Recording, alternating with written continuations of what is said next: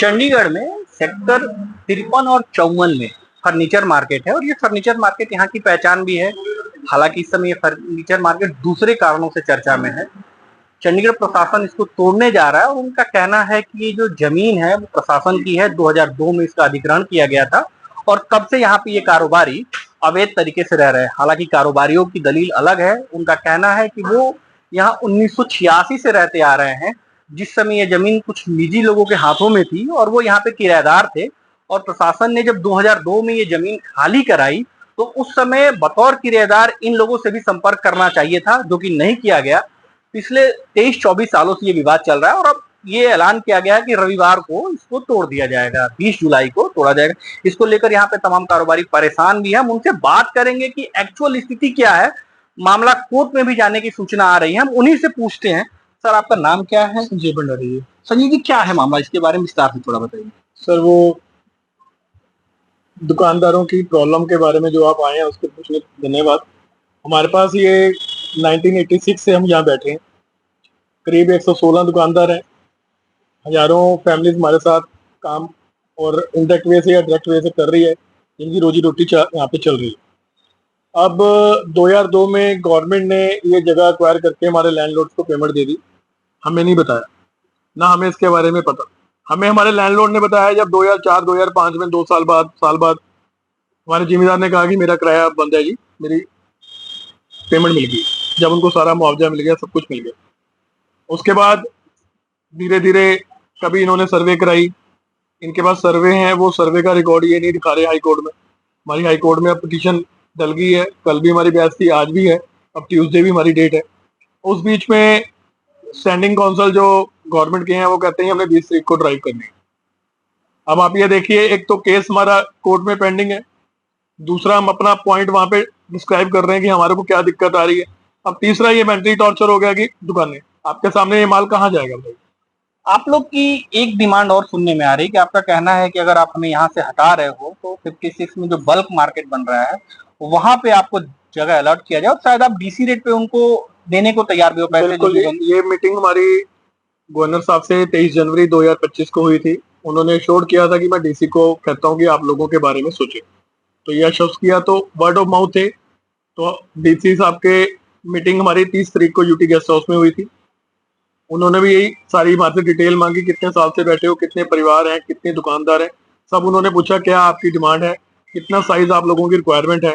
और हमने उनसे ये कहा था कि हमारे को जहां भी भेजना इकट्ठे भेजना, पहली बात। दूसरी बात कि अगर साइजेस में प्रॉब्लम है तो हमारे लिए 2 कैटेगरीज बना दीजिए आप, कि हम हर जगह दुकानदार, हर छोटा बड़ा सब अकोमोडेट हो जाए। तो उन्होंने कहा ठीक है, हम अगली कॉल आपको करेंगे।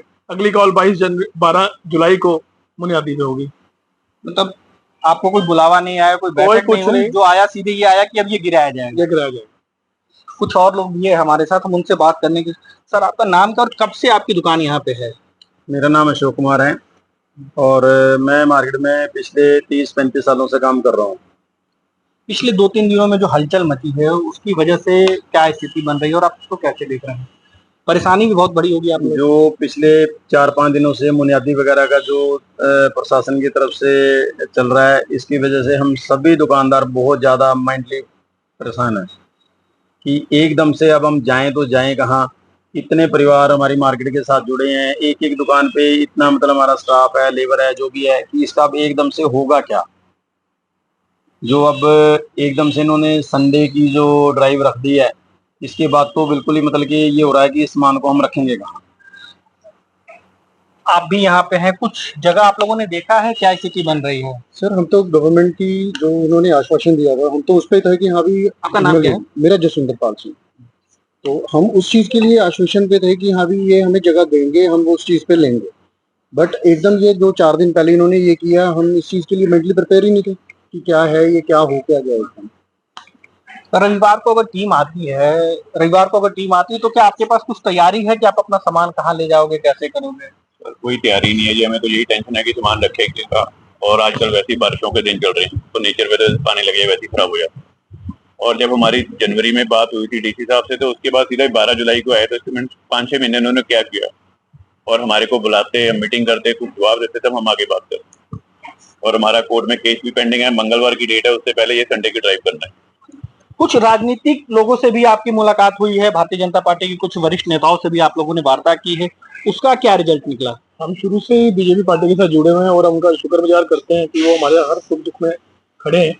हम आगे भी अब जा रहे हैं उनके पास, देखते हैं। ये आगे ऑर्डर की कॉपी आप देना चाहते हो तो दे दीजिए, सबसे पहले आप ही देख लीजिए। मैं चाहूंगा कि हमारे अमर उजाला पाठकों को ये कॉपी पढ़ाई जाए।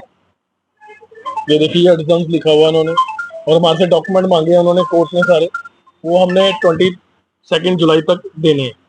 तो हम गवर्नमेंट से यही गुजारिश करेंगे कि जब तक कोर्ट में केस है तब तक तो जमीन तो यही है, जमीन नहीं कहीं जा रही, हम भी यही हैं, हम भी कहीं नहीं जा रहे, हम यहीं पे हैं 36 साल से, कहीं नहीं जा रहे।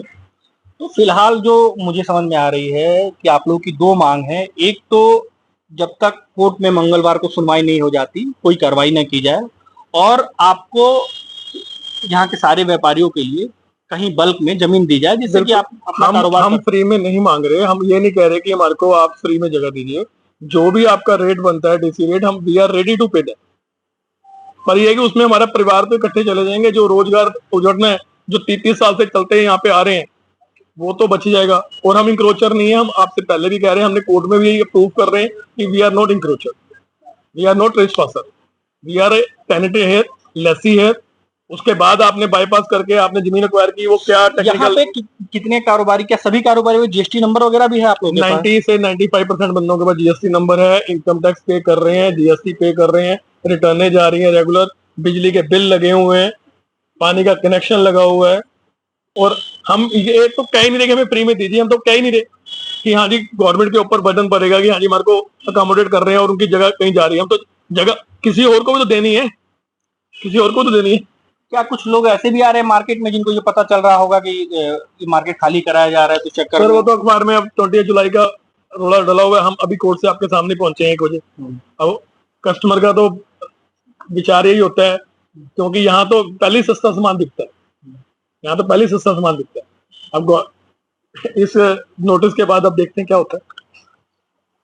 यहाँ के 116 कारोबारियों में से करीब 90 से 95% कारोबारी ऐसे हैं जिनके पास जीएसटी नंबर है। उनकी दो डिमांड है, एक तो मंगलवार को हाईकोर्ट में सुनवाई है और जब तक सुनवाई नहीं हो जाता कोई भी कार्रवाई नहीं करनी चाहिए। दूसरी एक डिमांड जो इनकी शुरू से चलती आ रही है कि उनको बल्क में जगह दिया जाए।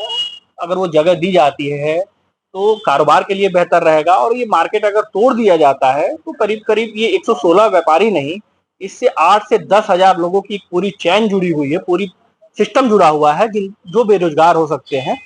प्रवीण राय, अमर उजाला, चंडीगढ़।